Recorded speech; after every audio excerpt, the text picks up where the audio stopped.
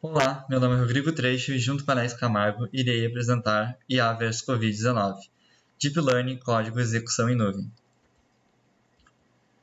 pouco mais sobre mim. Sou natural de Bagé, técnico informática pelo Sul Campus Bagé e atualmente graduando em Engenharia de Produção pela Unipampa Campus Bagé. Meu principal projeto foi o site Pedir Covid, meu GitHub.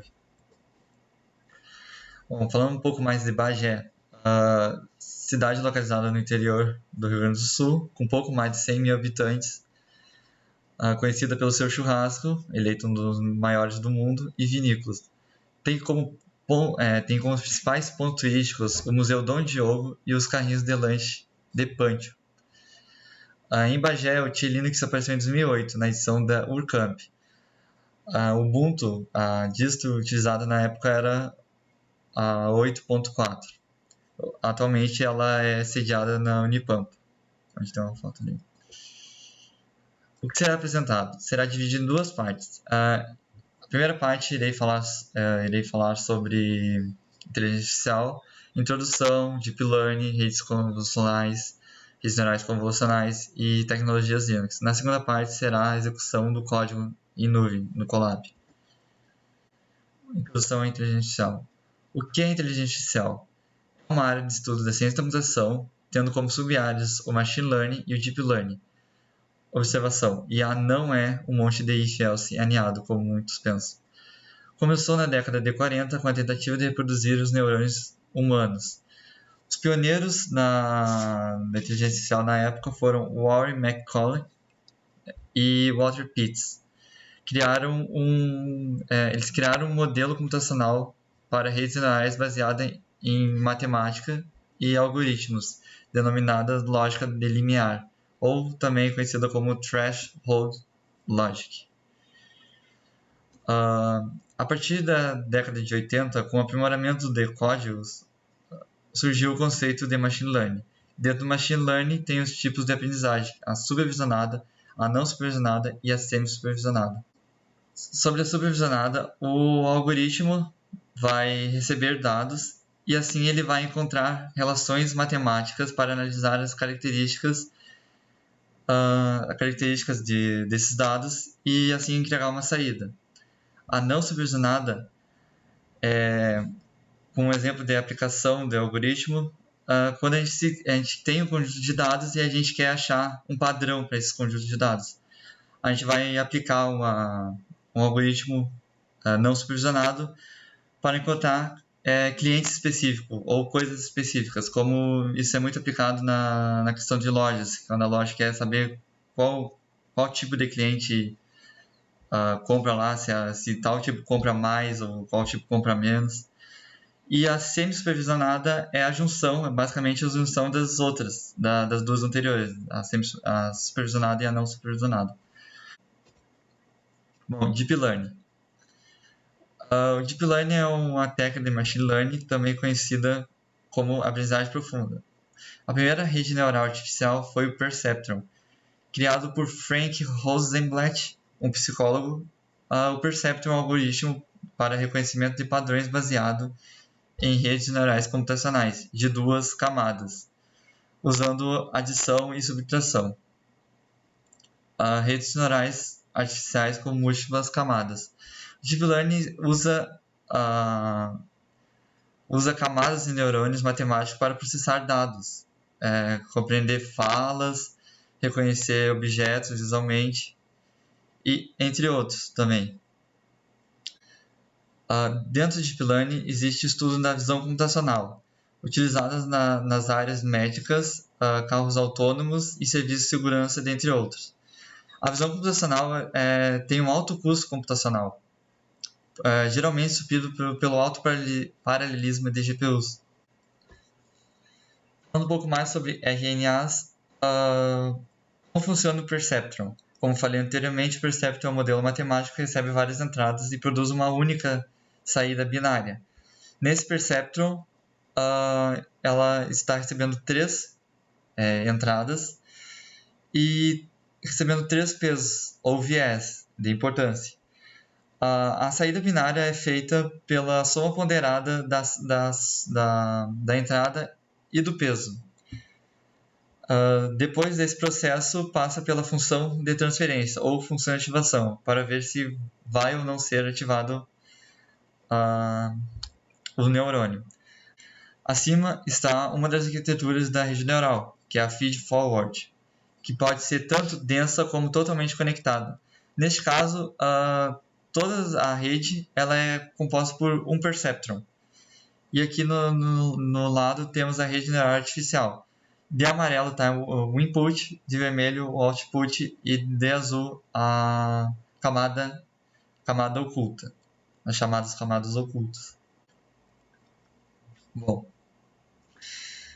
as CNNs, redes neurais convolucionais, ou CNN, é uma técnica de aprendizagem profunda capaz de reconhecer características de imagens e textos.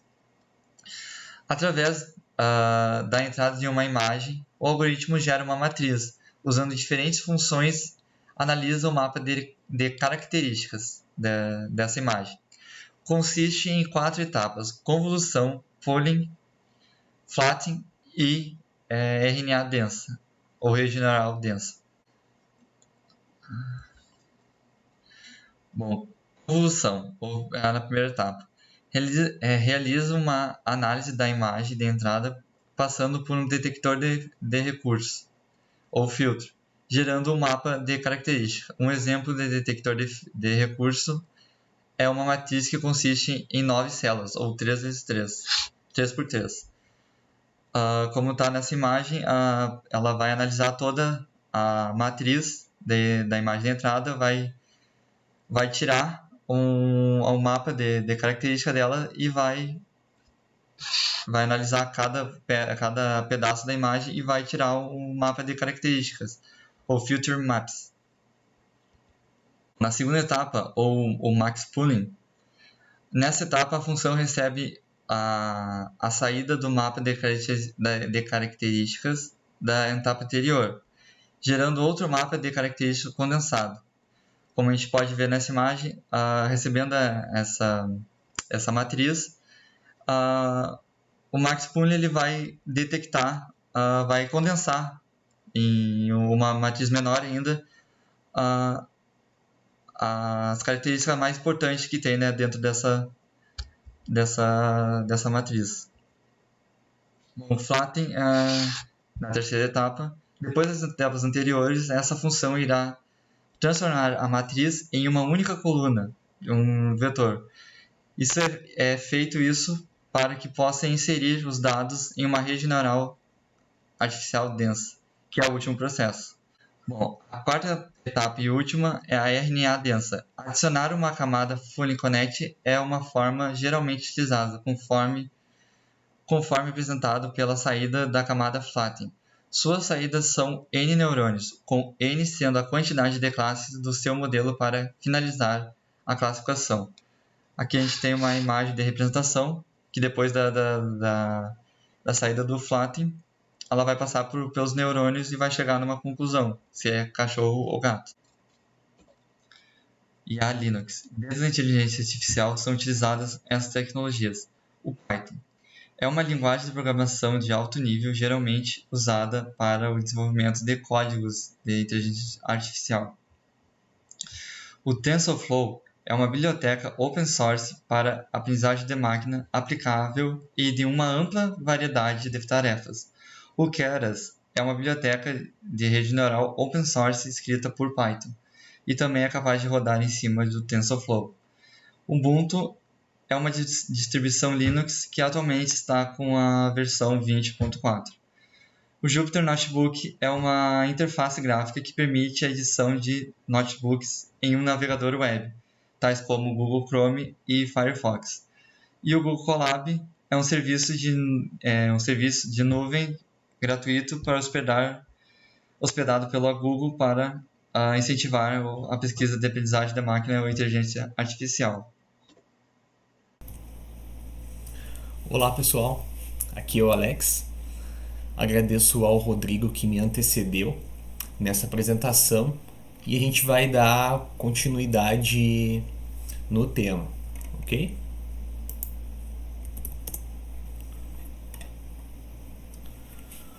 Bom, eu me chamo Alex, Atualmente eu sou engenheiro de inteligência artificial na Apus Digital e os meus principais projetos atuais são o Predict Covid, que é um projeto que usa a inteligência artificial na área da saúde, e também o projeto Unihacker.club, que é um projeto de segurança na informação.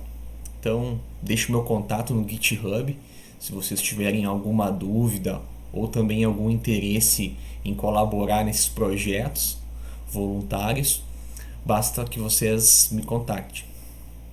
Vamos em frente.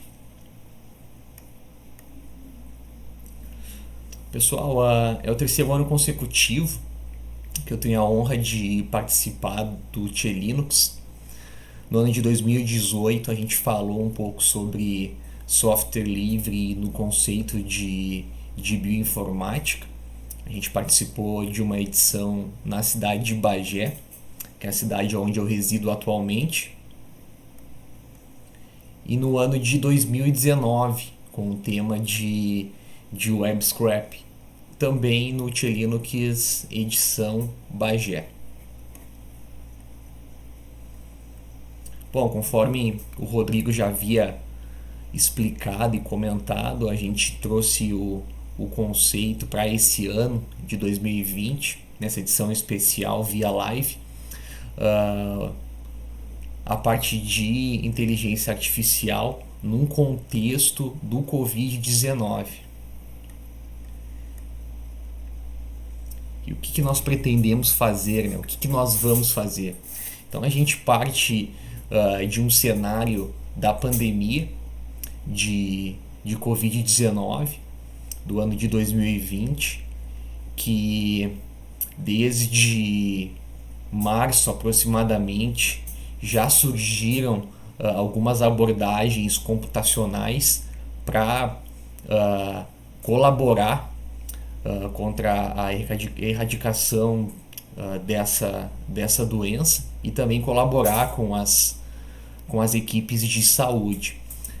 A gente vai abordar hoje um conceito de triagem e diagnóstico do Covid-19. Então, para isso a gente vai usar imagens de raio-x do tórax, e a ideia com essa implementação inicial, com esse protótipo, é implementar uma solução de baixo custo e que possa ser replicada para uma solução, um software mais elaborado e que possa ser utilizado pelas equipes de saúde. Então a gente parte do princípio, pessoal, da importância do engenheiro de IA nesse caso, nessas abordagens, porque é do engenheiro de IA que parte a seleção dos dados, como que esses dados vão ser manipulados e também como que a rede que vai aprender, o algoritmo que vai aprender os padrões para detectar o Covid-19, como que esses parâmetros vão ser configurados. Então é de suma importância que o engenheiro de IA responsável por esse tipo de projeto ele conheça o cenário, ele conheça o que se tem disponível de dados e de ferramentas, soluções para que uma ideia possa ser implementada na prática. E quando a gente fala do uso computacional na saúde, também é de suma importância a presença de um médico especialista. A gente trabalha atualmente num projeto também do Covid-19 e principalmente no começo, quando a gente estava montando a arquitetura do sistema, montando como que a IA poderia reconhecer os padrões, a gente contou com um médico especialista para nos ajudar. Então é de suma importância durante o processo de desenvolvimento, seja de um software para a saúde ou até mesmo de um modelo de IA, que um médico esteja acompanhando para que possa realmente validar algumas premissas que o modelo vai gerar no final. E se vocês quiserem saber mais sobre a contribuição da computação contra o Covid-19, existem vários desafios no Kaggle. Para quem não conhece, é uma plataforma de desafios de IA, muitas vezes remunerados por algumas empresas, e lá vocês encontram informações e, além disso, vocês encontram bases de dados que vocês podem utilizar para treinar os seus modelos preditivos, inclusive os dados que nós vamos usar, as imagens de raio-x que a gente vai utilizar nesses exemplos do T-Linux, a gente utilizou do Kaggle. Vamos adiante. Então, pessoal, a ideia dessa palestra é a gente verificar uma implementação, estudar uma implementação de um modelo de IA. Para isso a gente escolheu o Google Colab. Para quem não conhece, o Google Colab é um ambiente de execução em nuvem que o Google disponibiliza de uma maneira gratuita para que pesquisadores consigam executar os seus algoritmos, consigam treinar os seus modelos de IA. E a grande vantagem de se usar o Colab é que vocês têm GPUs de alta performance, as quais vocês conseguem treinar os modelos de uma maneira muito, mas muito mais rápida. Então, mesmo a versão gratuita do Colab já é possível rodar scripts de até 12 horas de duração. Então, a gente vai executar os scripts direto dentro do Colab, até para que vocês consigam também replicar esses experimentos, que eles já estão disponíveis no GitHub, que vai ser mostrado no próximo slide. E a execução desse modelo, ela vai seguir uma série de etapas que são fundamentais para que a gente consiga executar todo um processo de descoberta de conhecimento com base em modelos de IA. Então, inicialmente a gente vai importar as bibliotecas necessárias. Depois a gente tem uma etapa super importante, talvez uma das etapas mais importantes em um treinamento de modelo, que é o pré-processamento dos dados. Depois nós vamos construir o modelo efetivamente. Quando eu falo em construir um modelo, eu estou falando em montar a nossa rede, montar as peças que compõem a nossa rede neural. A gente vai treinar esse modelo, avaliar e de bônus a gente vai classificar uma imagem para saber se o nosso modelo está conseguindo detectar padrões do Covid-19. Então a gente vai partir agora para o nosso Google Colab em si. Mas antes disso, pessoal, eu vou deixar disponível para vocês, na verdade a gente já deixou, eu e o Rodrigo, o GitHub, que vocês podem acessar e inclusive clonar os nossos códigos. Então, quem tiver alguma sugestão ou até mesmo alguma dúvida é super bem-vinda, fiquem à vontade. A ideia de se ter um repositório público é para a gente consiga realmente passar isso para vocês, mas também ter um feedback interessante. Bom, pessoal, então, conforme eu havia comentado, vocês nesse momento devem estar enxergando a tela do Colab. Então a gente vai seguir essas 5 etapas. Então a gente tentou deixar o processo mais simplificado possível. Inclusive vocês vão perceber que todo o código ele está comentado para que vocês possam realmente saber aquilo que vocês estão executando. Então a gente vai executar célula a célula para já ir mostrando os dados e explicando o que está sendo realizado.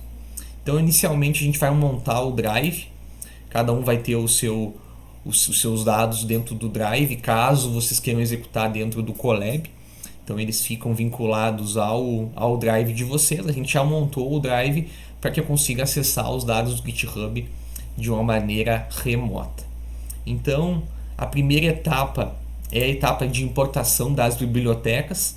Então percebam que a gente inicialmente faz a importação do TensorFlow, que vai ser o nosso principal framework de Deep Learning. E a gente vai usar uma API chamada Keras, que nos ajuda muito para simplificar o uso de algumas funções. Então percebam que desde o download da rede que a gente vai usar de exemplo até algumas funções já da camada densa a gente tem dentro do TensorFlow. Mais abaixo a gente vai voltar e eu vou explicar um pouco melhor.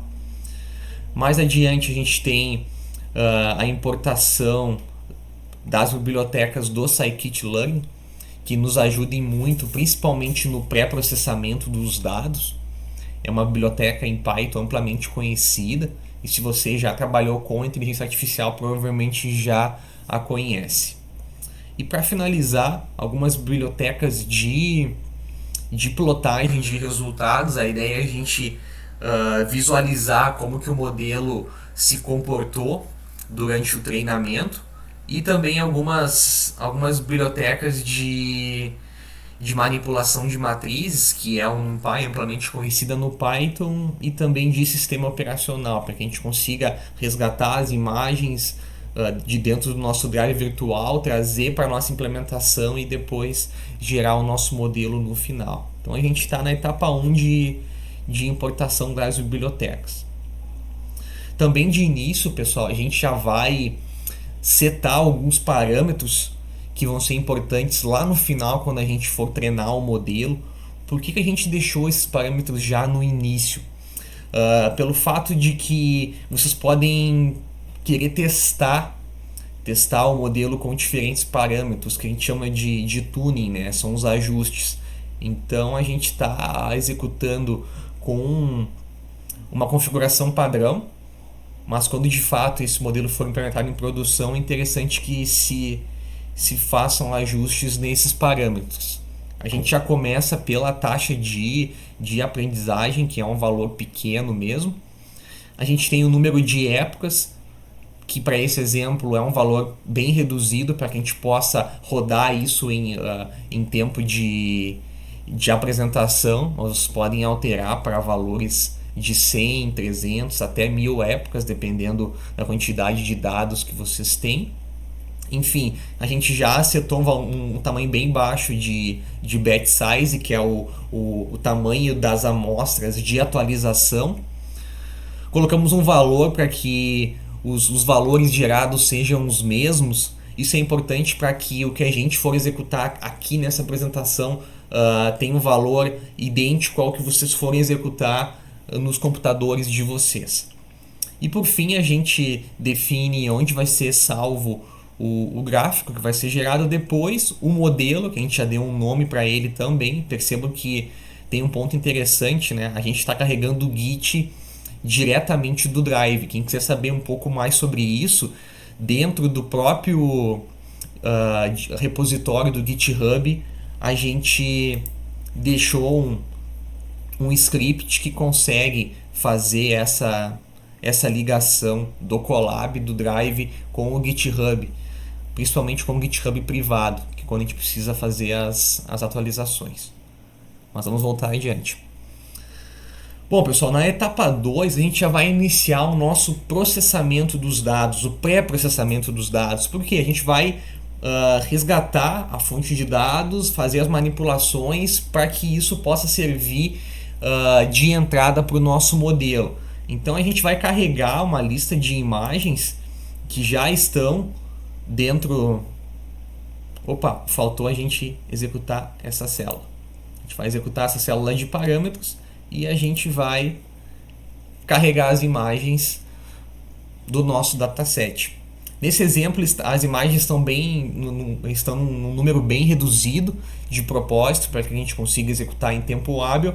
Então a gente tem 100 imagens, 50 delas já sabidas, né, que há o Covid-19, e 50 sem Covid, que a gente classificou como positivo e negativo. São esses padrões que o algoritmo vai classificar no final. Dado uma entrada de uma imagem raio-x, ele vai classificar como positivo ou como negativo.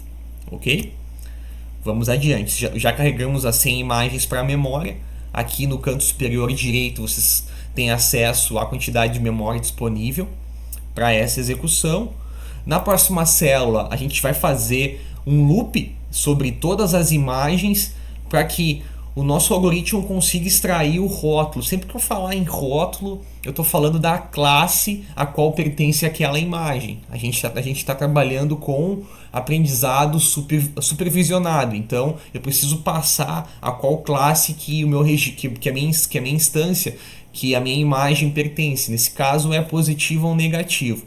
Então, como a gente já tem um diretório chamado positivo com as imagens positivas, um diretório negativo com as imagens negativas, ele vai extrair esses rótulos independente do nome, do título da imagem. Então, é isso que ele está fazendo. Ele vai extrair as classes, ele vai carregar a imagem, redimensionar. A gente trabalha com um tamanho fixo, nesse caso é 224 por 224, que é o tamanho de entrada da VGG, que é a nossa rede já treinada, utilizada para a transferência de conhecimento, né, para o transfer learning. Então a gente vai rodar para que ele consiga carregar essas imagens. Como são 100 imagens, vai ser um pouco mais rápido, mas a tendência é que seja um pouco mais demorado. Com um maior número de imagens, a gente está carregando essas imagens e está atualizando a imagem em si e o seu rótulo para dentro de duas listas que vão nos ajudar depois a repassar esses dados para o treinamento em si. Então ele está carregando, a gente vai aguardar uns segundos, tá? Geralmente essa etapa é rápida, mas são 100 imagens que a gente está carregando, ok? Mais abaixo a gente vai, já carregou. Aqui embaixo, de propósito, eu dei um print nos dados. Percebam que as minhas imagens em si, elas foram transformadas em matrizes, ou seja, nessas matrizes eu tenho os pixels que compõem a imagem, e se eu imprimir os rótulos, eu vou ter uma lista, né, de 100 valores positivos e negativos. Então, tudo que for negativo a gente vai converter para zero, porque a rede neural trabalha somente com valores numéricos, e tudo que for positivo a gente vai converter para 1. Mas antes disso, a gente implementou uma função bem simples para que ela exiba 5 imagens do conjunto de dados, só para vocês saberem mais ou menos que tipo de dado a gente está usando de entrada. Então percebam que são exatamente imagens de raio-x de tórax, são imagens diretamente do Kaggle. Vamos adiante, a gente vai converter tanto as imagens como os labels, né, para uma escala entre 0 e 1, para que a gente consiga calcular depois dentro do TensorFlow. A gente já converteu, inclusive eu posso mostrar aqui. Se eu selecionar e pressionar Ctrl Shift Enter, a gente mostra exatamente o que a gente está fazendo. Percebam que as imagens já ficaram numa escala entre 0 e 1. Aqui eu estou limpando a saída. Próxima etapa, pessoal, a gente vai fazer a binarização dos rótulos. Lembram daquela imagem que o Rodrigo mostrou? A gente tem os neurônios, que são os parâmetros da nossa rede, mas lá no final, na classificação, a gente tem 2 valores. Nesse caso é uma classificação binária. Então a gente vai converter isso para 0 ou 1. É isso que faz essa célula. Se eu verificar agora, os meus labels eles estão como 0 ou 1, ok? Na próxima célula, a gente vai dividir o nosso conjunto de dados. Percebam que a gente tem um parâmetro aqui de test size 20%, ou seja, a gente vai separar 20% desse conjunto de dados somente para teste. Então, esses dados eles não vão ser utilizados durante o treinamento, somente para teste. Então, a gente está dividindo aqui, pessoal. Sempre que eu falar em X-Train ou X-Train, a gente tem os dados de treinamento. Em X-Test, a gente tem os rótulos, ou seja, a classe desses dados de treinamento. Em Y-Train, a gente tem os dados... Perdão. Em X-Train a gente tem os dados de treinamento e em Y-Train a gente tem os rótulos de treinamento. Agora sim, em X-Teste a gente tem os dados de teste e em Y-Teste a gente tem os rótulos do teste. É isso que a gente está passando. Ó. Tanto é que quando a gente executar essa célula, eu já sei que das 100 imagens que a gente separou, 80 delas são para treinamento e 20 delas são para teste. Ok? Totalizando 100 imagens. Na próxima etapa, pessoal, a gente vai usar uma técnica que em português, eu não sei se tem uma tradução literal, mas é o Data Augmentation, que é basicamente a gente vai pegar cada imagem do nosso dataset e nesses parâmetros a gente está rotacionando ela 15 graus. Isso faz com que o modelo aprenda padrões não somente com imagens perfeitamente dispostas. O usuário pode tentar fazer um upload de uma imagem que está um pouco mais torta para um lado, um pouco mais torta para o outro, ou com um zoom maior. Então a gente usa essa técnica onde se cria um objeto que vai criar novas imagens para deixar o nosso modelo mais generalizado. Isso é muito, muito importante. Até aqui tudo bem? Então a gente vai passar para a terceira etapa de 5, que é a construção do modelo em si. A gente está usando uma rede já treinada, por isso que eu trouxe uma imagem conceitual. Se vocês pesquisarem na literatura, é uma rede amplamente conhecida, que é a VGG16. Ela tem esse nome por ela possuir 16 camadas. Então percebo que a gente tem as convoluções, o pooling, né, que já foi explicado pelo Rodrigo anteriormente. E no final a gente tem a camada densa. Na etapa de transfer learning, a gente vai usar os pesos já treinados dessa parte aqui, dessa parte da rede, porém sem a camada densa. A camada densa é a gente que vai implementar.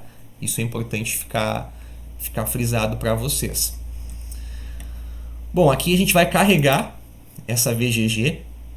Então ele vai fazer o download. Nosso notebook vai fazer o download dessa rede e ele vai descartar essas 3 camadas que ele chama de topo. Chama de topo aqui a saída.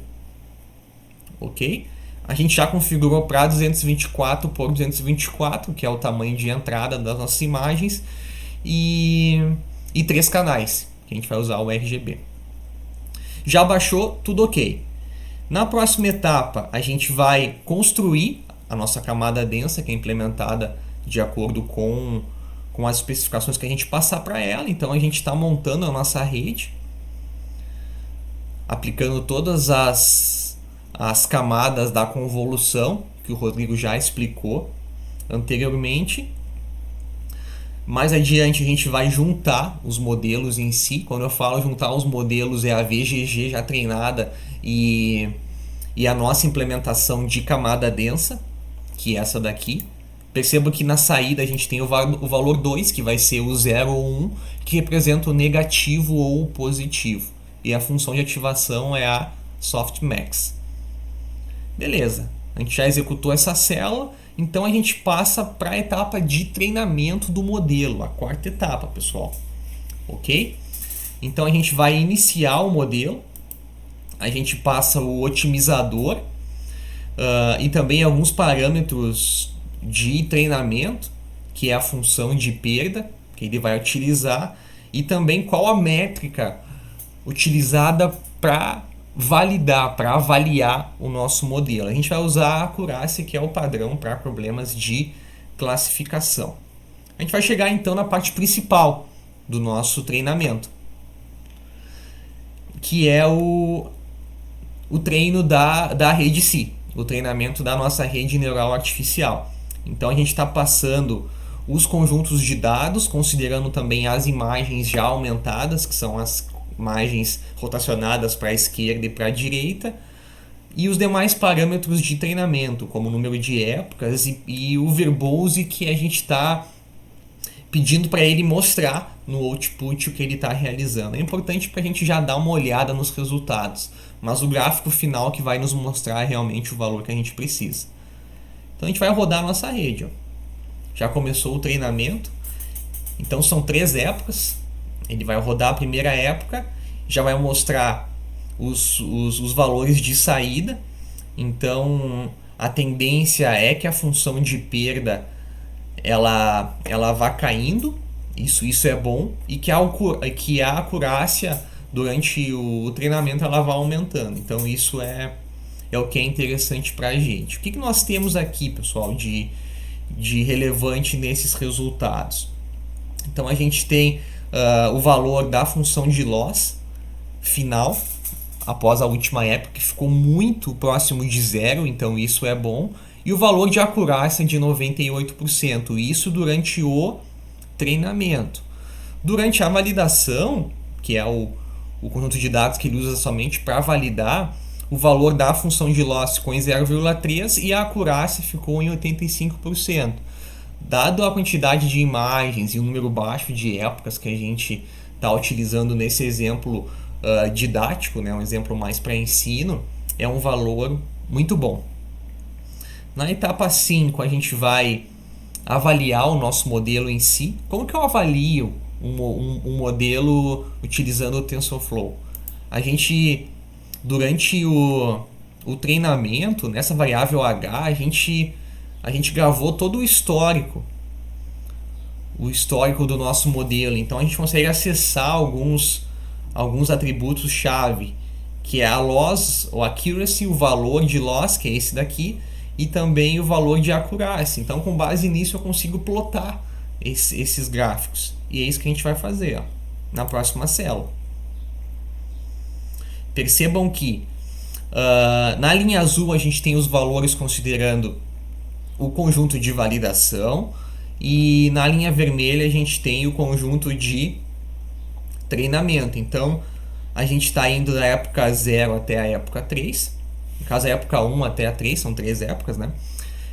Percebam que o valor da loss function ele foi caindo até chegar próximo de zero. Então isso é um bom resultado. Claro que é cedo demais para a gente dizer que o modelo tá bom, mas já é um bom resultado para a nossa execução inicial. Aqui a gente está considerando a função de perda. Eu até coloquei um lembrete, né? Quanto menor, melhor. E aqui a acurácia. Quanto maior a acurácia, melhor. A gente vai plotar também a acurácia do nosso modelo. Como a gente chegou muito próximo dos 100%, ele ficou lá em cima, né? Percebam que ao longo das épocas a gente teve um crescimento no gráfico. Isso mostra que o nosso modelo conseguiu reconhecer padrões e ao testar novas instâncias ele conseguiu classificar elas corretamente. A gente terminou o nosso treino com uma acurácia muito relevante, muito boa, né? Que é o que ele está mostrando aqui. Ok, pessoal? Vamos em frente. Lembro que a gente tinha separado 20% do nosso conjunto de dados para fazer os testes. Durante o treinamento, a gente usa dados para validar, mas os dados que a gente vai utilizar para considerar o nosso modelo bom ou ruim são os dados de teste. Por quê? Porque são dados que não foram mostrados ainda para a minha rede neural, para o meu modelo. Então a gente vai utilizar os valores já preditos, que a gente já tem, e comparar com os valores que a gente já sabe, os rótulos. Como que a gente faz isso, né? A gente vai utilizar esse método que já está disponível no TensorFlow, e para visualizar os resultados de cada classe, a gente vai usar a matriz de confusão. Então, é um método estatístico amplamente utilizado em modelos classificadores. Eu consigo ver qual instância foi classificada mais corretamente ou não. E onde que eu vou plotar esses resultados? É aqui embaixo. Nossa acurácia foi de 85%.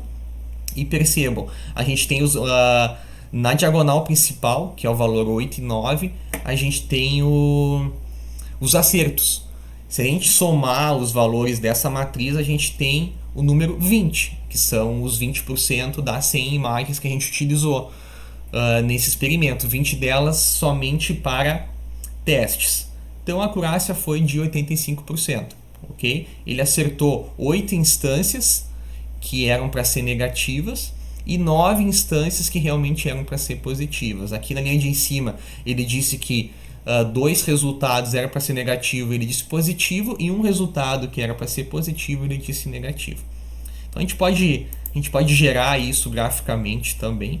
É importante para que você possa publicar isso em artigos ou até mesmo apresentar para outra pessoa, né? E por fim, pessoal, para encerrar essa parte, a gente vai salvar o modelo.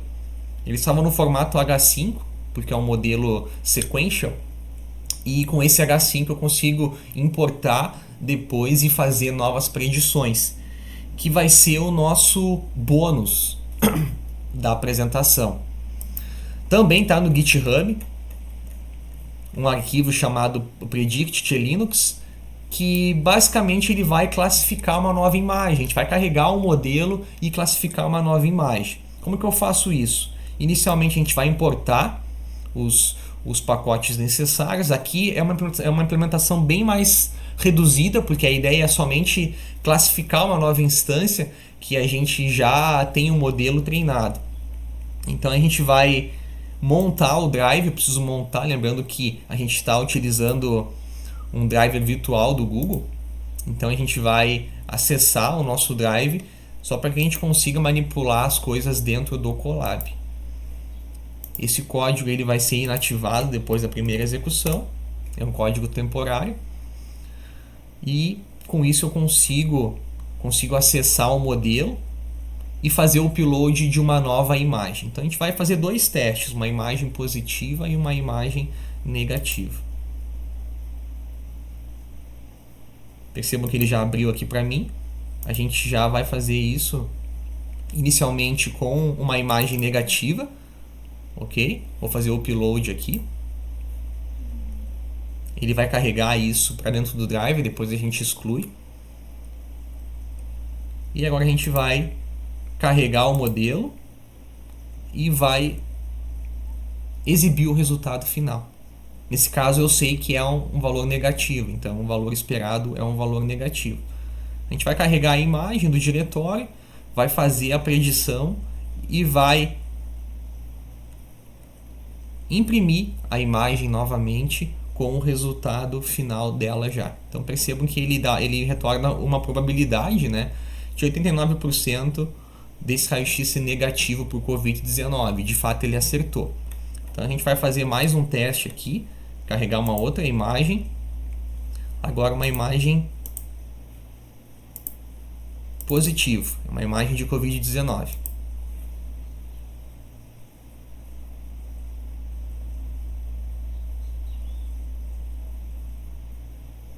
Está fazendo o upload.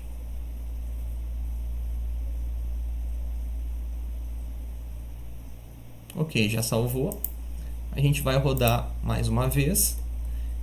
E no final, ele classificou como Covid-19. Ok, pessoal?